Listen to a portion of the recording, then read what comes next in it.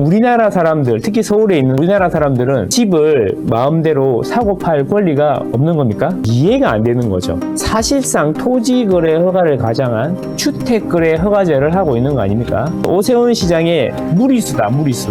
근본적인 문제는 해결을 하지 않은 채 임시로 땜빵만 하니까 계속 누더기가 되고 국민의 자유를 침해하게 되고 집값은 내린다 그러는데 계속 오르게 되는 거죠. 아파트는 망고쌤.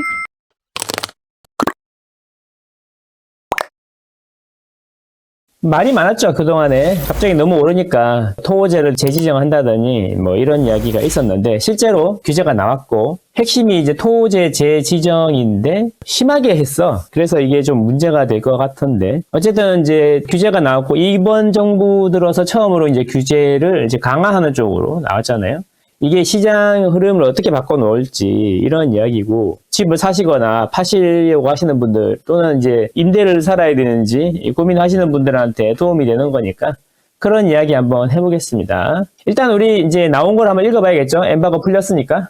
항상 이제 규제가 나올 때는 규제를 이렇게 할게요 이렇게 나오는 게 아니라 시장 상황에 대한 평가를 먼저 합니다. 정부가 이제 어떻게 이 시장을 인식하고 있는지 이게 중요한 거잖아요. 인식된 걸 기준으로 해서 자기들이 판단하고 판단한 결과를 이제 그걸로 하는 거잖아요. 그러니까 이 정부가 어떻게 현 시장을 인식하고 있는지에 대해서 이제 알아봐야 되는데 복잡하게 써놨는데 망고쌤이 이미 다 이야기한 거였어요. 그죠? 강남 3구를 중심으로 해가지고 온기가 퍼지고 있다 이런 거잖아요. 갑자기 2월 들면서 이렇게 강남 3구가 뻘개지기 시작하더니 강남 3구만 이게 뻘겋다가 옆으로 퍼지고 있다. 지난주 되니까 완전 이게 좀 심할 정도로 퍼졌다 이런 이야기잖아요. 그죠? 우리는 이거 계속 이야기하고 있었어요. 그죠? 요것만 이야기하고 있었는데 보시면 이제 문제는 뭐냐면 강남 3구에서 시작했는데 이 빨간색이 한강 주변에 이제 6개 구로 빠르게 퍼지고 있고 심지어 노두광 금강구도 파란색에서 이제 흰색으로 상승으로 반전했다 이런 이야기잖아. 정부는 고민이 많겠죠. 집이 오르는데 강남만 오르니까 주변으로 퍼지는 거 이런 걸 걱정하는 거죠. 제가 보기에는 제일 노심초사했던 사람은 오세훈 시장이 아닌가. 자기들이 해제를 했는데 해제하고 나니까 이제 오른다. 강남 상금 오르는 거 아니냐. 그러니까 아니다라고 했긴 했는데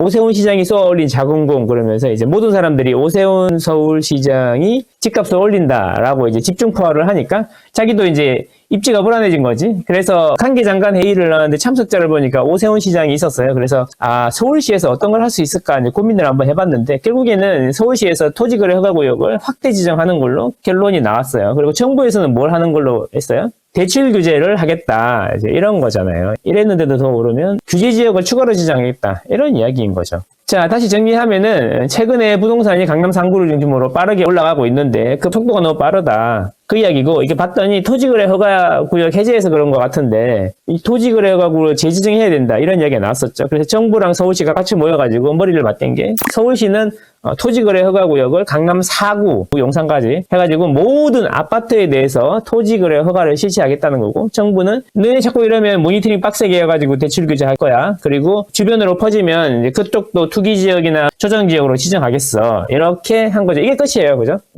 그래서 한번 잡아보겠다는 거야. 토지거래 허가구역도 6개월 이제 지정하는 건데 6개월 동안 지정해보고 계속 이제 안정이 되면 토지거래 허가를 해제할 거고 계속 오르면 토지거래 허가를 계속 확대하든가 아니면 유지하겠죠. 근데 제 생각인데 6개월 뒤에도 계속 이럴 것 같아요. 연장할 것 같고 주변으로 퍼지지 않을까 이런 생각인데 결론적으로 얘기하면 많이 오른 지역에 토지거래 허가구역 확대 지정 그 다음에 정부에서 투기가해지구나 조정지역 확대 지정할 예정이고 대출 규제를 이제 좀 디테일하게 해보겠다. 구 레벨로 나눠가지고 하겠다. 특정 구에서 대출이 많이 증가하면 특단의 조치를 취하겠다. 이런 겁니다. 이게 끝입니다. 자, 그런데 문제는 뭐냐면 이거는 우리는 이미 알고 있었잖아. 계속 이야기했잖아요. 그래서 제가 말씀드렸던 게 물이 들어올 곳을 쫓아가지 말고 물이 들어올 곳에 가서 미리 대기하고 있어라 이런 이야기를 했었는데 한 가지 아쉬운 점은 뭐냐면 토지거래 허가구역을 강남 3구 전 지역하고 용산의 전 지역에 아파트에 대해서 토지거래 허가를 실시하게 되었다라는 게 이게 핵심 포인트다. 다른 거는 엄포만 났지 시작은 안 하고 있잖아요. 자, 이게 무슨 이야기냐 하면 이제부터 서울시에서 강남 3구랑 용산에다가 아파트를 사시려고 하면 서울시에 허가를 받아야 된다. 이런 겁니다. 이게 너무 안타깝습니다. 왜 안타깝냐 하면 우리나라 사람들, 특히 서울에 있는 우리나라 사람들은 서울에 집을 마음대로 사고 팔 권리가 없는 겁니까? 이거 자체가 저는 이해가 안 되는 거죠. 근데 문제는 뭐냐면 토지거래 허가구역을 지정을 했는데 사실상 토지거래 허가를 가장한 주택거래 허가제를 하고 있는 거 아닙니까? 저는 이렇게 생각하거든요. 편법으로 하고 있는 거죠. 그런데 문제는 뭐냐면 이 토지거래 허가가 집값 안정에 도움이 안 된다라는 보고서를 기반으로 서울시에서 토지거래 허가를 해제를 했는데 그걸 다시 며칠 만에 엎어버리는 거죠. 오르니까 재지정한다라는 거지. 이게 너무나 안타깝다라는 겁니다. 주택가격의 흐름이라는 게 이게 크고 무거운 거고 단기적으로는 오를 수 있지만 이 상황을 꾸준히 지켜봐야 된다는 거죠. 이 주택거래는 코인이나 주식 같지 않고 서서히 움직이는 거기 때문에 토지거래 허가할 때 보고서에서도 그렇잖아요. 단기적으로는 효과가 있지만 장기적으로는 효과가 없다라는 게 나오잖아. 근데 한 달 해보고 이걸 다시 지정하는 것 자체가 또 웃기고 더 중요한 거는 국민의 기본권, 이동의 자유라든지 집을 사고 팔고 한 자유를 자꾸 억압한다는 것 자체가 너무 안타깝고 이거에 대해서 아무도 이야기 안 하고 있다는 게 너무 안타깝다. 어쨌든 토지거래 허가를 지정하는 것은 사실상 토지의 개발이나 이런 걸로 인해서 지가가 상승할 우려가 있을 때 토지거래 허가를 지정할 수 있다라고 한 건데 지금 강남 3구 아파트만 딱 찍어서 토지거래 허가를 지정한다는 것 자체가 말이 안 되는 거죠. 왜냐하면 강남 3구 아파트에만 토지개발 호재가 있는 게 아니잖아요. 그러면 전체를 다 지정해야 되는 건데 왜 아파트만 하냐 이거죠. 이거 자체가 성립이 안 되는 거죠. 제가 볼 때는 오세훈 시장의 무리수다, 무리수. 왜냐하면 이제 집값 안정이라고 앞에서 이야기하지만 실제로는 이제 뭔가 생각이 많았겠죠.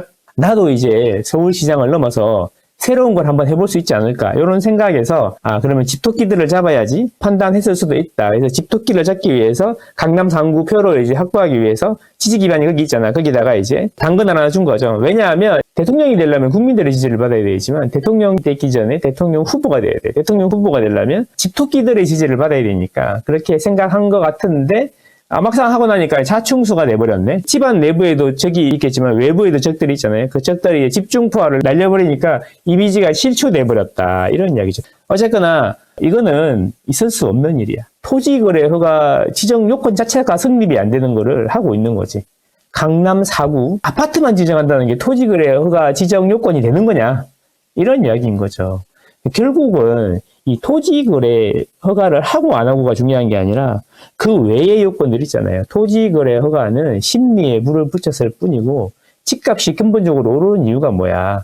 금리가 내려가고 유동성이 커지니까 이제 매수 심리가 높아져서 집값이 오르는 건데 그럼 결론적으로 이야기하면 금리를 다시 올릴 수 있냐 이거죠. 집값 하나만 보고 금리를 다시 올릴 수 있냐? 그것도 말이 안 되는 이야기죠. 경제는 폭망하고 있는데 말입니다.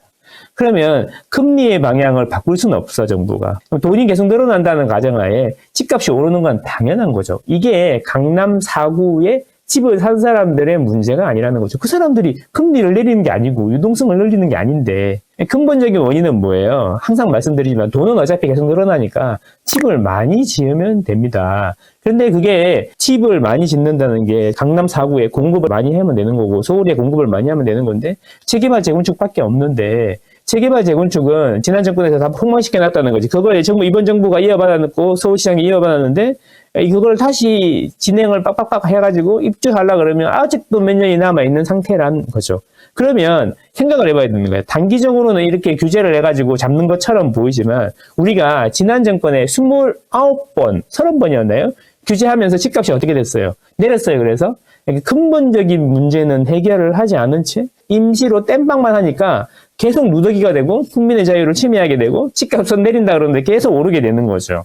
근본적인 이유는 양동작전을 국민들을 이해를 시켜야 돼요. 지금 집값이 오르는 거는 서울의 공급이 부족하기 때문입니다. 그러니까 서울의 공급을 늘리기 위해서 저희는 이렇게 하려고 그러는데 민주당에서도 도와줘야 됩니다. 이렇게 적극적으로 떠들기라도 해야 된다라는 거죠. 그게 답입니다. 결국에는 장기적인 해법은 서울의 재개발 재건축을 대폭 풀어가지고 공급을 늘리는 방법밖에 없다라는 거죠. 저는 그렇게 생각하는데 그게 쉽지 않다. 그럼 결론적으로 이야기하면 앞으로도 공급은 3년 동안은 40년 내에 최저고 금리는 내려갈 거고 그리고 공급을 추가로 할 생각도 별로 없지만 이게 추가로 되려 그러면 계속 장기적인 플랜으로 5년, 10년 이렇게 플랜이 돼야 되는데 지자체장 바뀌지, 정권 바뀌지, 국회의원들 바뀌지 이러니까 옛날에 했던 거 다 엎어버리고 새로 하고 엎어버리고 새로 하고 이러니까 안 되는 거죠. 자, 그래서 이걸 세상을 바꾸려는 게 아니고 제 이야기는 이겁니다. 어차피 서울에 대량 공급을 하기는 앞으로 틀려먹었습니다. 그러니까 서울에 집을 가지세요.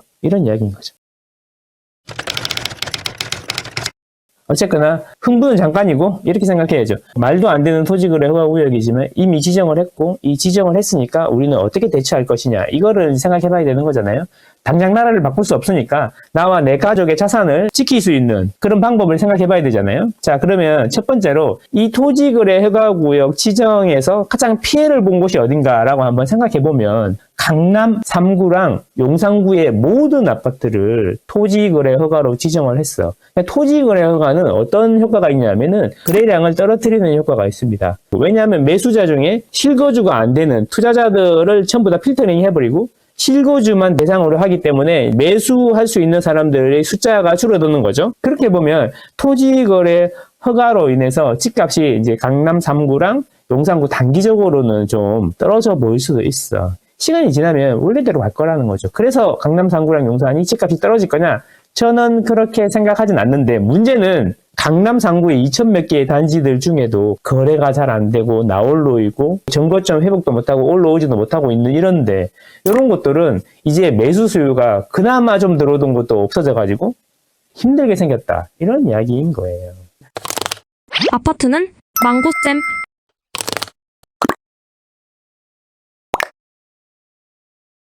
자, 그러면 이제 수혜를 한번 생각해 봐야 되는데, 자, 어떤 지역이 수혜가 될 것 같습니까, 여러분들은? 제가 보기에는 이게 전체적인 규제의 흐름이라는 게 정부는 일단 지켜보겠다, 이런 이야기고, 갑자기 뭐 은행을 압박해가지고 강남 4구에 대출해주지 말라 그런 것도 아니고, 추가로 뭐 용산, 광진 이런 데를 규제지역으로 지정한 것도 아니고, 정부가 한 거는 그냥 지켜보겠다. 까불지 마라. 막 이거밖에 없잖아. 그러면 정부 도대체 뭐야?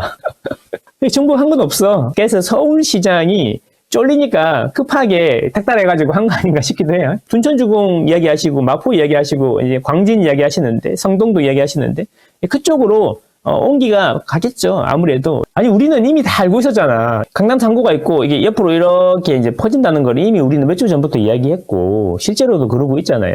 토벌러라는 사람의 지리학 제1법칙 모든 것은 연관되어 있지만 가장 가까운 데에 있는 거에 영향을 가장 많이 받는다. 이런 이야기죠. 서울은 다 연결되어 있지만 강남 3구가 이렇게 불타오르면 이 영향이 어디? 가장 가까운 데부터 영향을 받는다라고 하잖아. 제1법칙이에요 이게. 그래서 한강육대장이 영향을 받게 돼 있다.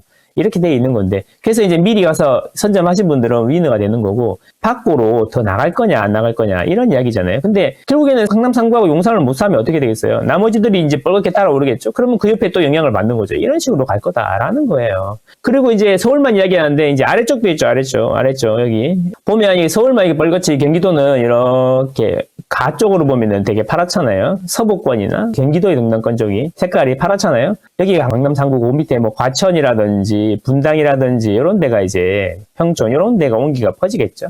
과천은 거의 마용성급이잖아요. 과천은 이미 올랐고 분당도 이제 선도지구 지정하고 이러면서 많이 올랐는데 좀 주춤했었는데 다시 가겠죠. 평촌도 갈 거고. 그와 동시에 동대문이라든지 성북구 이런 데가 이제 비슷한 추세로 가겠죠. 예, 그런 식으로 진행이 될 거다라는 거예요.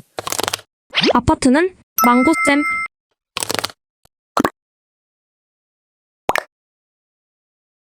자, 그리고 이제 중요한 포인트가 있죠.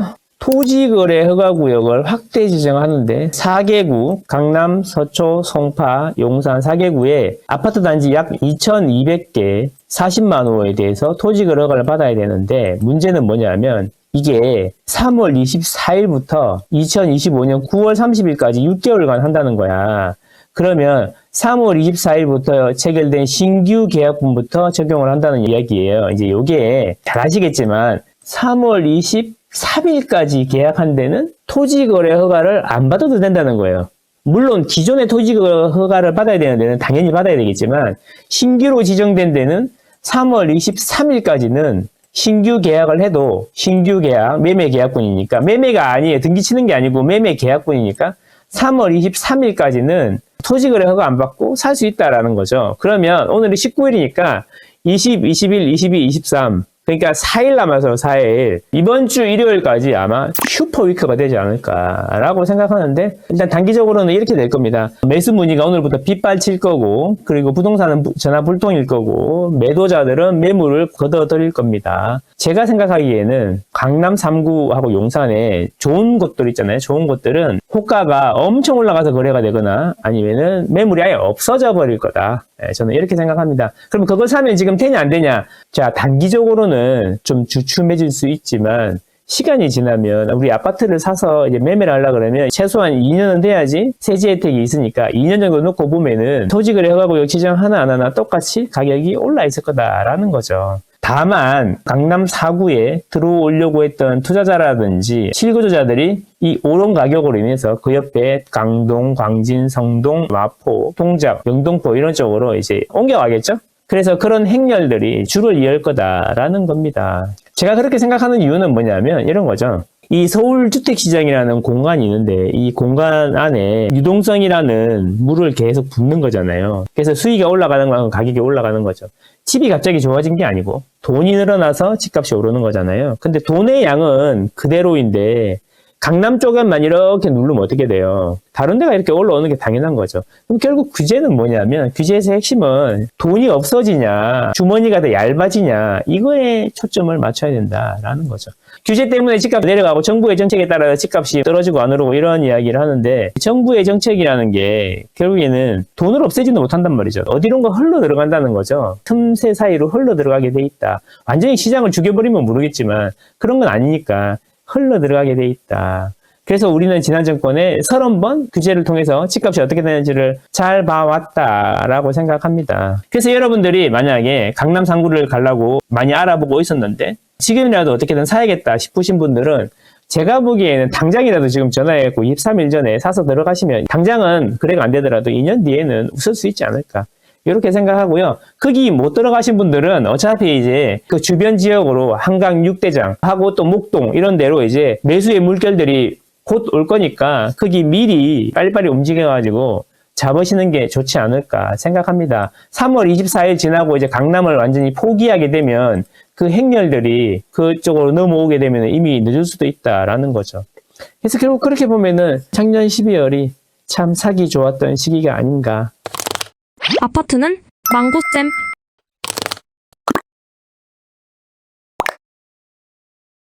지금 문제는 뭐냐면 그래서 이걸 지정하고 나서 가격이 떨어질 거냐 이런 이야기잖아요. 사람들의 심리를 봐야 되는데 심리 한번 볼까요? 이 보시면 이 기울기가 지난 7, 8월의 기울기보다 더 심한 거거든요. 요럴 때 급등할 때 기울기 같단 말이지. 그리고 상승폭이 지난 8월 수준으로 이미 올라왔다는 거야. 주간으로 이미 올라왔어. 그러니까 가격도 엄청 오르고 심리도 급등하고 있다. 그러니까 집을 사야겠다는 마음이 매수 심리가 엄청 강해졌다라고 보시면 되겠다. 이 기울기. 그래서 계속 이거 말씀드렸잖아. 그래서 제가 여기서 올라올 때 추세를 봐야 되는데 하단하고 상단을 잘 봐야 된다라고 얘기했고 제가 멤버스에서는 이 추세가 어디까지 갈지 이미 말씀을 드렸습니다. 차트 조금만 보죠 아시는 분들이면 어디까지 갈지 당연히 예상하시리라 생각합니다. 심리도 이렇게 불붙었고 제가 항상 아침마다 거래량 말씀을 드리는데 멤버스나 톡방에서 말씀드리는데 거래량은 정말 놀라울 정도로 빨리 오르고 있다. 보시면 가장 거래량이 많았던 게 지난 7월인데 7월이 8,700건이 거래되고 이제 8월이 6,000건이 거래됐단 말이에요. 근데 이제 여기 보시면 2월 거래량을 보시면 여기 보라색이 2월 거래량인데 남색인 지난 8월 거래량이랑 똑같이 가고 있다는 거예요. 그러니까 여기 6,000건 제가 하나 사가드리면 이번 달 거래량이 5,000건 정도까지 갈 수 있겠다라고 말씀을 드렸었는데 제가 잘못 알았네요. 6,000건까지 갈 수 있겠습니다. 사가드립니다. 이런 추세면 6,000건은 거의 갈 것 같은데 이제 규제가 나왔으니까 잠깐 흔들릴지 모르지만 2월달 거래량은 6,000건이 될 것 같아요. 사가드립니다. 5,000건이라고 했는데 6,000건 되네요. 자, 그리고 문제는 이제 3월이에요, 3월. 3월은 이 남색, 6월달을 따라가는 게 아니라 하늘색, 지난 7월을 따라가고 있는데, 지난 7월이 8,726건이었거든요. 지금 추세가 똑같이 간다는 거죠, 지금. 2월은 지난 8월하고 똑같이 가고 있고, 3월은 지난 7월하고 똑같이 가고 있다. 6,000건, 8,700건. 3월 거래량은 얼마 정도 되겠냐 이런 이야기죠. 이 3월 거래량이 실제로 대출이 실행이 되려고 그러면 4월이나 5월에 실행되겠죠. 그래서 제가 보기에는 4월, 5월에 대출이 엄청 증가할 거고 정부에서는 7월 3단계 DSR 하는 거를 땡겨야 되나 이런 고민을 할지도 모른다라는 거죠. 그래서 제가 계속 말씀드린 게 3, 4월에 집을 사야 된다라고 말씀을 드리는 거예요. 고민되시겠죠. 우리 집은 싸게 팔아야 되고 갈 때는 비싸게 주고 사야 되는데 고민되시겠죠. 하지만 시간이 지나고 나면은 한 주 한 주가 몇백 몇천이 될 수 있다. 이렇게 말씀드립니다. 우리 집은 계속 안 팔리고 상커치는 계속 할 수 있다. 작년에 똑같은 고민했단 말이에요. 우리 집이 안 팔리는데 우리 집을 싸게 팔고 넘어가야 됩니까? 그렇게 말씀하셨는데 1년이 지나고 나서 생각해보면 그때 고민했던 것 자체가 무의미한 거였다. 그때 빨리 샀어야 됐다. 이런 이야기가 되는 겁니다.